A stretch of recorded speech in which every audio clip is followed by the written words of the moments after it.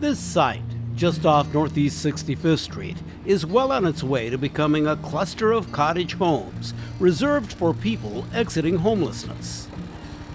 So the Sandpoint cottage community is a cluster of 22 cottages around a couple courtyards. We have a commons building that is basically a medium-sized home that has a large kitchen, a large living space for people to gather, dining area. These cottages are clustered around courtyards to help foster community in this very beautiful park-like setting. But the whole idea is to have, your front porch, to be able to sit out in your front porch and say hi to your neighbors.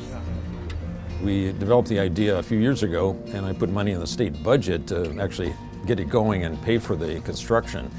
The idea was to provide low-cost cottage housing with full utilities. This is a big step up from tiny home villages. I strongly support tiny homes, but there's no utilities. Cottage communities are a rare housing type in Seattle, and besides a few historic examples that were built before zoning laws were created in 1923, very few of them exist. But architect Karen DeLucas specializes in these unique homes, having trained under Ross Chapin, the architect who literally wrote the book on what he calls pocket neighborhoods. 15 years of doing this type of cottage development gave me the experience needed to work on this project, because it's not just about the cottages, it's about how you design for community. What's really exciting about the cottage community, especially for people experiencing homelessness, is that they will have kind of shared resources. They'll be able to meet people that have had similar experiences and kind of grow together. The design of the cottage was very intentional with the pitched roof. It's a very sheltering, gable, almost iconic form. And that was the one thing that everybody recognizes as a home. To tell the story of how this cottage community came to be, we have to go back to 1970, when Naval Air Station Sandpoint was decommissioned and much of its land transferred to the city of Seattle. Most of the land was used to create Magnuson Park, but 18 acres were set aside for affordable housing.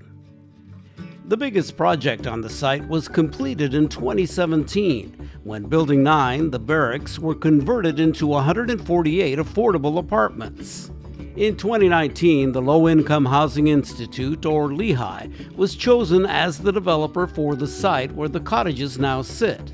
LIHI brought in Karen DeLucas, and together they took their design proposals to the surrounding community. The community said, this is really nice design.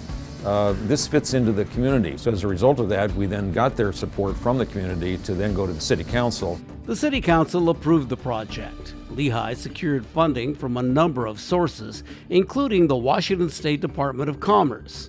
The project then moved on to the construction phase, using an innovative construction technique that helped speed the project along and also keep costs down. The cottages were all constructed off-site in modular units, the living room and bathroom and kitchen modular, the roof modular, and the bedroom modular. Having these as modular allowed us to be kind of ahead of the game once foundations were poured and set and all the site work was done.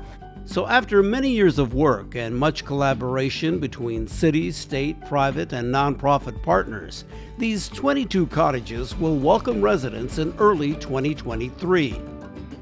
Christina Comer is the program manager at LIHI, who will help oversee the process of getting residents into their new homes. It's very exciting to bring someone into a space that they have not had access to before. Just alone having shelter and electricity and a place to put your item gives people so much space to do other things that they want to do and need to do. It kind of takes a village to run a village. It takes a village to support and care for a family, and so it would be nice to be able to have the space to do that here. This cottage village, we hope, is a model for other cottage villages to be built across the state.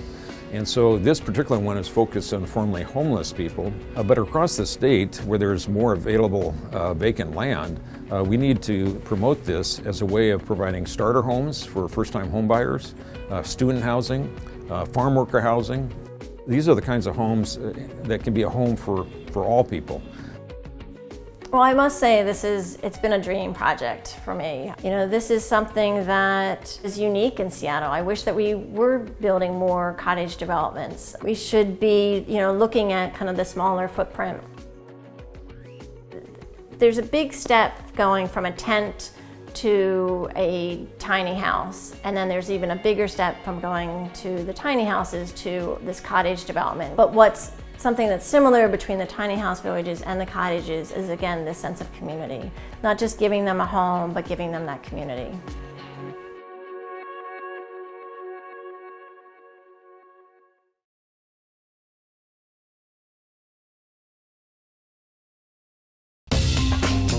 Watch CityStream Tuesday nights at 7 on the Seattle channel, or find us anytime online at seattle.gov.